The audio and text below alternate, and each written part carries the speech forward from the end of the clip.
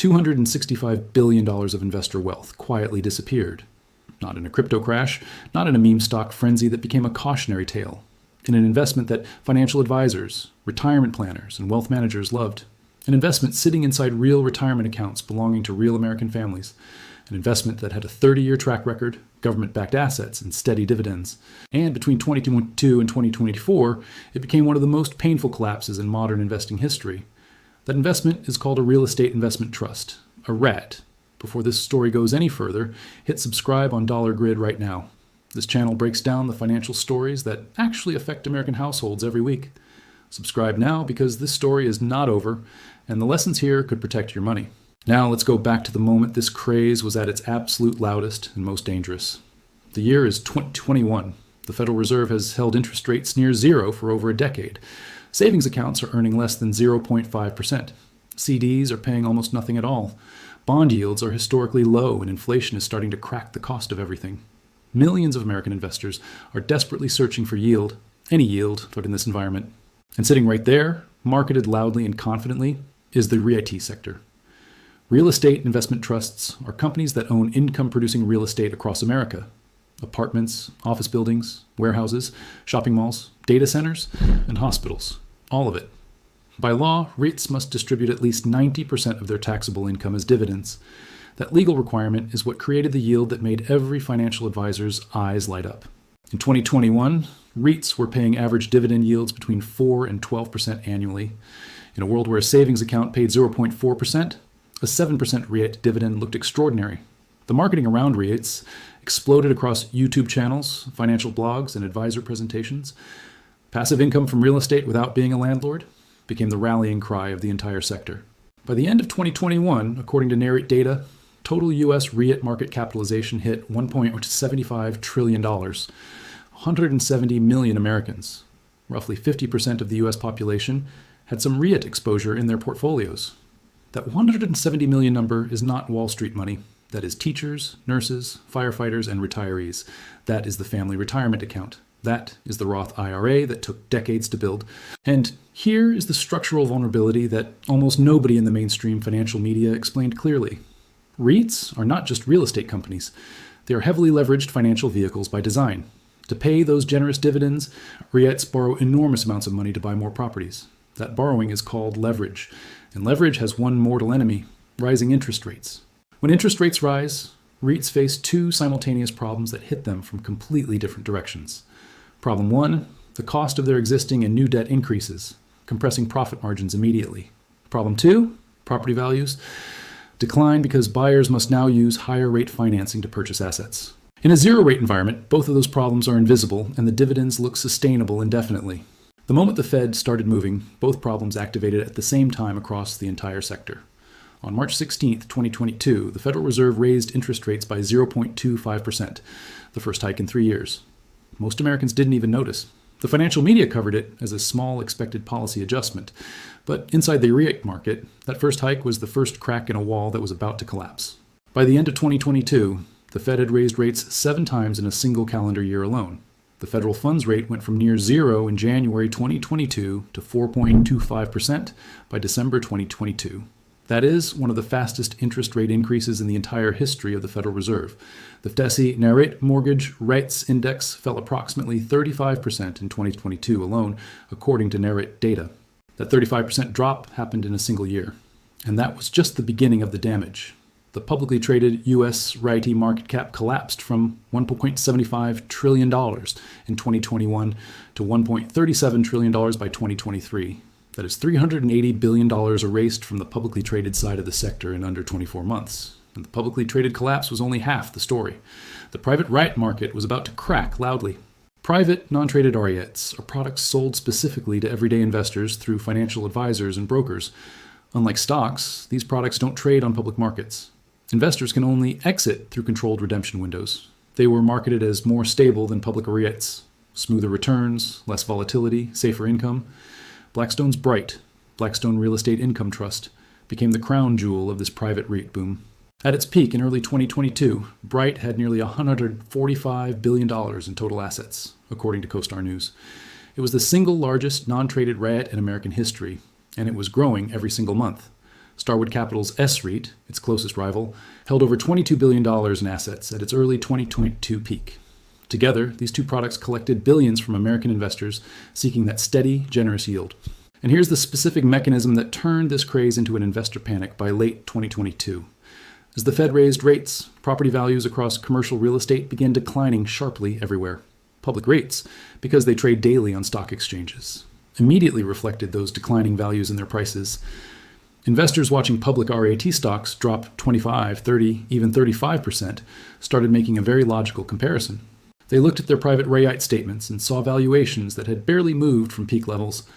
That divergence between public and private valuations created one of the most dangerous dynamics in investing.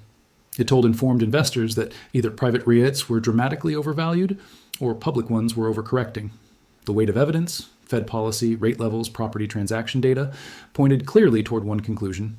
Private REIT valuations were being marked above market reality because private appraisals move far slower than markets. And when investors concluded that conclusion, they did what any rational investor would do in that situation.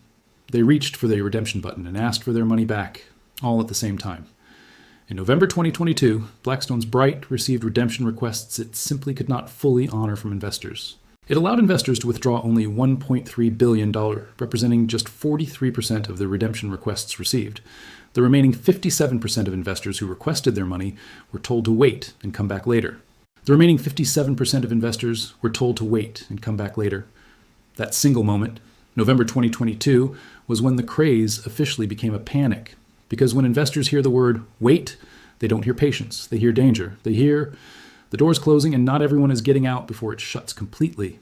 And here is the data that confirms exactly how severe that panic actually became in real time. In January 2023, BREIT received over $5.3 billion in redemption requests in a single month. $5.3 billion in 1 month from investors who all wanted out at exactly the same time. The fund could only fulfill about 25% of those requests due to its monthly redemption caps. That meant 75% of investors who asked for their money back were told no in January 2023. According to Bloomberg, Blackstone had only honored about 25 cents on every redemption dollar requested. The fund spent the next 15 consecutive months restricted, unable to fully honor withdrawal requests. In that 15-month period, BREIT returned over $15 billion to shareholders from asset sales alone. Its total assets dropped from over $70 billion at the 2022 peak to $54.9 billion by early 2026. That is a contraction of over $15 billion in asset value from a single non-traded REIT vehicle. And while BREIT was fighting its redemption crisis, Starwood's SREIT was experiencing its own version. Starwood Real Estate Income Trust began restricting redemptions in late 2022 alongside Blackstone's BREIT. By June 2024, SREIT had slashed its monthly redemption cap to just 0.33% of net asset value. At that rate, an investor with $100,000 in the fund could withdraw only $330 per month. In June 2025, SREIT fulfilled just 4% of each investor's redemption request on a pro rata basis. And then on April 29, 2026, Starwood completely suspended all redemptions for most investors entirely.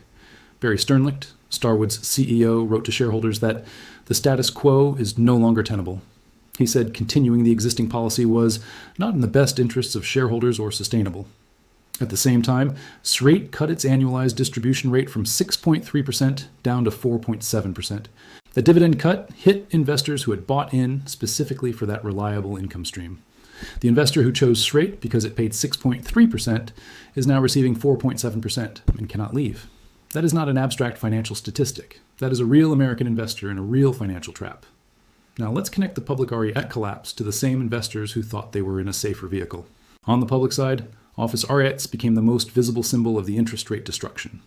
Boston Properties, one of America's largest publicly traded office REITs, fell over 64% from its peak. SL Green Realty, the largest private holder of New York City office space, dropped 67%. Vornado Realty Trust fell from $40 per share in April 2022 to $14.75 within just 12 months. Vornado then suspended its common stock dividend entirely through the end of 2023, according to S&P Global data. The dividend, the entire reason most retail investors owned Vornado in the first place, simply vanished. 4 U.S. REITs suspended their dividends entirely in 2023, and 8 more reduced their payouts significantly. The investors who owned these stocks for passive income watched their income evaporate alongside their principal.